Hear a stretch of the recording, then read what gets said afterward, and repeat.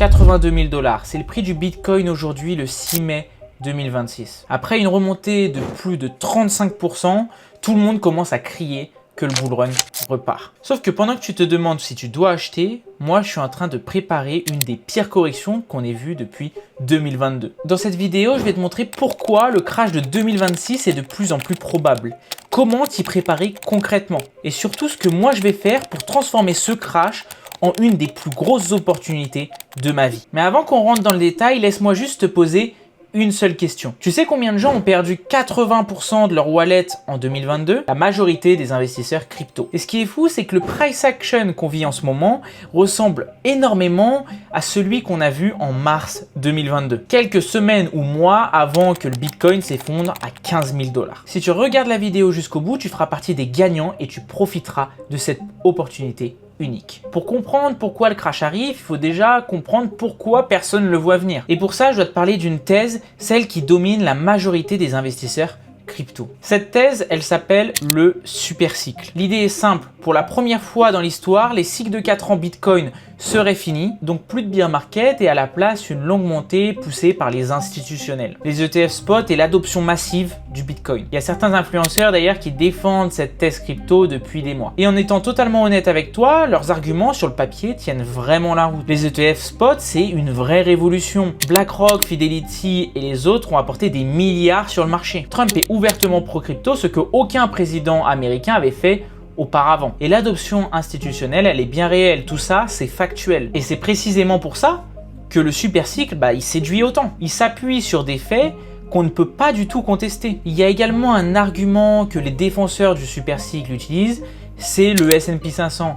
Ils parlent que le Bitcoin est corrélé au S&P 500 et que si le S&P 500 continue de monter comme il le fait actuellement, Bitcoin n'a aucune raison de s'arrêter vu qu'il est corrélé à celui-ci. Alors je suis partiellement d'accord avec ça, mais la corrélation n'est pas du tout exacte. Et la preuve est sous tes yeux. Regarde, on est aujourd'hui sur des ATH sur le S&P 500 alors que Bitcoin, lui, il n'est pas du tout en ATH. Si la corrélation était parfaite, Bitcoin serait en ATH. Et ça, c'est précisément le signal que personne ne veut voir. Bitcoin, il a sa propre dynamique et suit ses propres cycles. Également, à chaque cycle Bitcoin, en 2017, en 2021, on a eu le 7 fois c'est différent. Maintenant, en 2026, mais on a toujours eu ce 7 fois c'est différent. Et à chaque fois, on a finalement pris moins 70%. Donc le super cycle de 2026, c'est juste l'épisode 3 de ce même billet. Maintenant, laisse-moi te montrer ce que tout le monde refuse de voir. Maintenant, je vais te montrer 8 facteurs.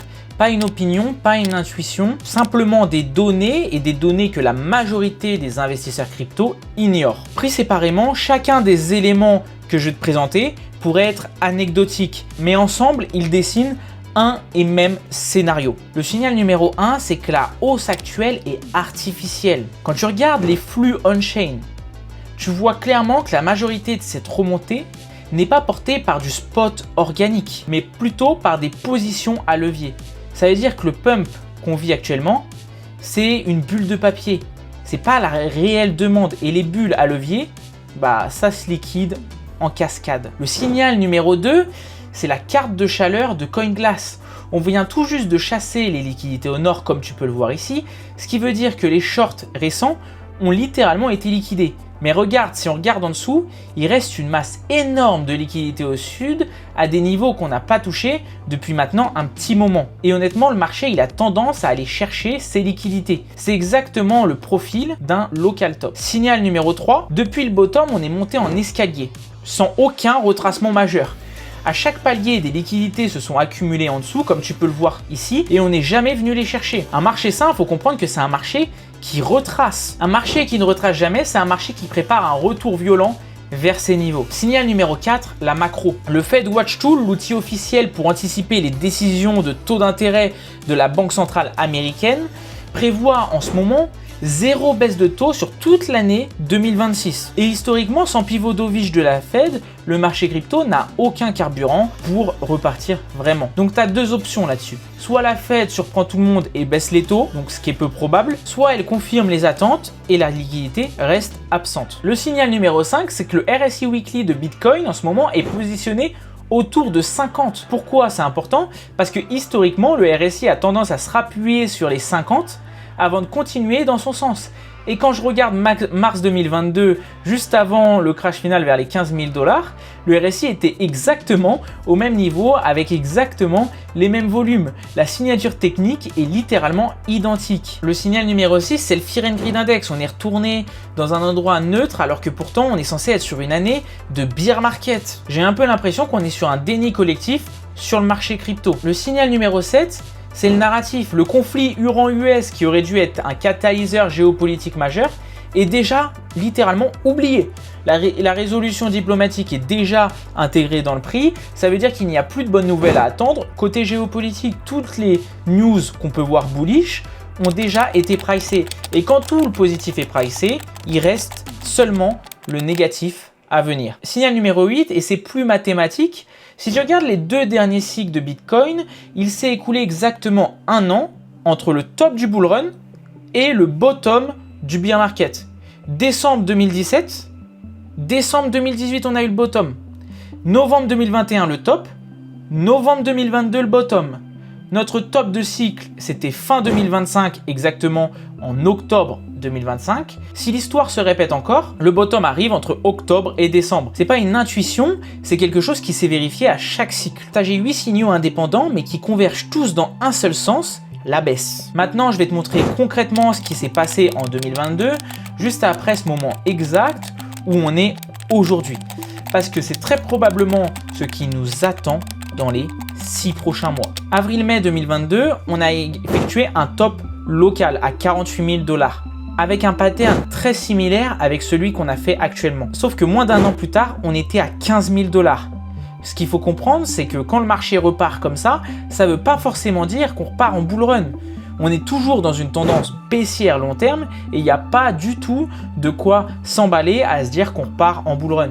Et si tu n'es pas préparé, tu vas vivre de passer de 82 000 $ sur le Bitcoin à environ 50 000 $ sur le Bitcoin, ce qui est une grosse baisse sur ton portefeuille forcément. Maintenant, laisse-moi te donner mon scénario concret pour 2026. Pas du tout une prédiction au mot près, car personne ne peut prédire le marché à 100%, mais un scénario probable basé sur les 8 signaux qu'on vient de voir et également basé sur l'histoire et le parallèle 2022. Première chose, on va voir la probabilité.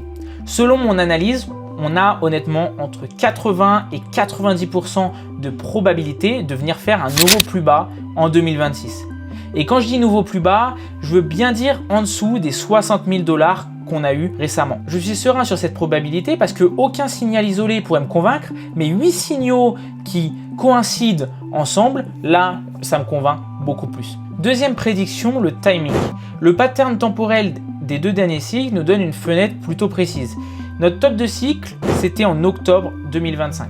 Si on suit la même mécanique, d'1 an top to bottom, le bottom du bear market devrait littéralement se former en octobre 2026. D'ici là, une descente progressive ponctuée d'1 ou 2 faux rebonds qui piégeront ceux qui pensent encore au super cycle. Troisième chose, les niveaux. Mon scénario principal, c'est d'avoir un bottom entre 38 000 et 50 000 $ sur le Bitcoin. Plus proche des 50 000 $ bien sûr que des 38 000 selon moi. Le scénario où on pourrait voir un Bitcoin à 38 000 $, c'est vraiment la pire situation possible. Ça serait qu'on ait un crash par exemple de Binance comme à l'époque avec FTX ou n'importe quel échange centralisé ou vraiment des news réglementaires sur la crypto-monnaie, enfin des choses vraiment catastrophiques ou sinon des choses qui se passent dans le monde. Il y a beaucoup de choses qui peuvent se passer mais ce n'est pas des choses qui sont hyper probables actuellement. Et concrètement, comment on va y aller? On est à 82 000 $ actuellement. Pour moi, on est proche littéralement d'un local top. C'est-à-dire qu'on pourrait aller potentiellement jusqu'à 90 000 $, c'est possible, même si ce n'est pas ce que je favorise. Pour moi, on est vraiment proche d'un local top. Des baisses en ascenseur et des remontées littéralement en escalier, comme on a fait actuellement. En fait, on est remonté en escalier pour accumuler le maximum de liquidité. Et à chaque fois, baisse, escalier, etc. Tu as compris. Jusqu'à avoir une capitulation finale au moment où on passera sous les 60 000 $ pour aller chercher entre les 45 et les 50 000 $. Maintenant que tu connais mon scénario complet, le timing, la probabilité, les niveaux sur lesquels j'attends le Bitcoin, laisse-moi te montrer comment moi, je m'y prépare réellement parce que c'est bien de faire des analyses, mais analyse sans exécution, ça ne fait pas gagner d'argent. Je vais être totalement transparent avec toi. Ce que je vais te dire dans les prochaines minutes, c'est normalement réservé aux membres de mon accompagnement. Mais aujourd'hui, je vais te le donner gratuitement ici, dans cette vidéo. Mon allocation, mes prises de position, ma stratégie pour 2026, absolument tout. Néanmoins, si tu as besoin d'aide et que tu veux être sûr de réussir la globalité de ton cycle crypto, je t'invite à booker un call avec moi, c'est totalement gratuit via le premier lien en description. On verra ensemble tes objectifs et je te ferai une roadmap personnalisée à toi pour pouvoir les atteindre. Je te retrouve de l'autre côté et sinon on continue. À l'heure actuelle, voici comment est composé mon portefeuille crypto. J'ai 62% en stablecoin. Oui, c'est littéralement la moitié, mais je pourrais encore monter de 65 à 70% de stablecoin si Bitcoin continue de monter. Clique juste après pourquoi j'ai autant de stablecoin. Après, j'ai 30% de Bitcoin avec un prix d'entrée moyen à 64 000 $. C'est ce que j'ai fait sur le dernier crash justement. 8% en Ethereum et 3% en Solana. Après, j'ai 1% réparti en plusieurs altcoins dans lesquels je crois, mais très peu parce que c'est pas le moment d'avoir des alts en bear market. Alors pourquoi je suis à 58% stablecoin et je pourrais monter encore plus aux alentours des 70%? C'est simplement parce que j'ai accumulé mon Bitcoin relativement bas à 64 000 $. Je le rappelle, le bottom était à 60 000 $. Donc, j'ai un bon prix d'achat et je commence à sortir des volumes parce qu'on est à 82 000 $. Ça fait plus de 30% de performance et je me sens pas du tout à l'aise avec la configuration du marché comme je te l'ai évoqué précédemment. Tout simplement parce que on est sur un moment où pour moi on a un local top. Donc c'est le moment où je veux me dérisquer, récupérer le plus d'USDT et du USDC possible pour pouvoir les réinjecter plus bas. Maintenant, je vais te dire ce que je vais faire avec ces 62 à 70% de stablecoin. À partir du moment où Bitcoin va passer sous les 60 000 $, je vais commencer à accumuler ultra agressivement. Pas en DCA du tout classique, en mettant 100 € par semaine sans réfléchir ou quoi que ce soit. Je vais juste entrer massivement par palier à chaque grosse baisse. Et bien sûr, plus le Bitcoin crash, plus je rentre de liquidité. Ça va de soi. Au moment où on va créer un bottom, t'inquiète pas, je te ferai une vidéo pour te partager ce bottom, alors abonne-toi bien à la chaîne. Je serai absolument all-in sur les cryptos. J'aurai plus aucun stablecoin. Alors cette stratégie, elle demande de la discipline et un certain niveau d'éducation, mais elle transforme littéralement un bear market en la plus grosse opportunité de ta vie. Maintenant, je vais te montrer à quoi va ressembler mon portefeuille crypto aux alentours du bottom 2026. Premièrement, j'aurai environ 60% de Bitcoin. Derrière, j'aurai 25% de Solana, 5% en Ethereum et 10% que je vais garder pour des altcoins que j'aurai sélectionnés. Plus une chose, autour du bottom, je vais me permettre d'ouvrir une position Bitcoin à levier avec 1 ou 2% de mon portefeuille maximum, pas plus pour respecter justement ma gestion de risque et justement pour augmenter mon rendement. Au début de cette vidéo, je t'avais promis 3 choses. Premièrement, de te montrer que le crash de 2026 était inévitable. Tu as eu 8 signaux indépendants et le parallèle de 2022. 2, je t'ai montré comment t'y préparer. Tu as eu les niveaux, le timing et la trajectoire du prix. 3, je t'ai montré ce que moi je faisais personnellement. Tu as mon allocation réelle, tu as ma stratégie réelle, tu as mon plan réel avec mon propre capital. Maintenant, la vraie question, c'est pas de savoir si le crash va arriver. La vraie question, c'est comment tu vas le vivre s'il arrive. Quand le bottom se formera en octobre 2026, il y aura 2 types de personnes. Ceux qui auront paniqué, qui auront vendu au pire moment et ceux qui se seront préparés, qui auront du cash de prêt, qui auront un plan et qui transformeront ce crash en la plus grosse opportunité de leur carrière d'investisseur. Si tu veux faire le chemin seul, il n'y a aucun souci, j'espère pour toi que tu y arriveras. Mais si tu veux qu'on construise ta stratégie ensemble, adaptée à ton capital, tes objectifs et ta gestion du risque, je t'offre un appel de consulting offert via le premier lien en description. Durant cet appel, je t'offre une roadmap bien sûr gratuite et sans engagement. Tout ça pour que tu repartes avec le plan le plus clair possible, peu importe ce que tu décides ensuite. Tu peux réserver ton appel via le premier lien en description. Si cette vidéo t'a apporté de la valeur, n'hésite pas à la liker, envoie-le à ton pote qui a besoin de la voir et surtout abonne-toi pour pas louper mes prochaines analyses. On se revoit très vite et n'oublie pas, la patience crée la performance. C'était Maël, ciao.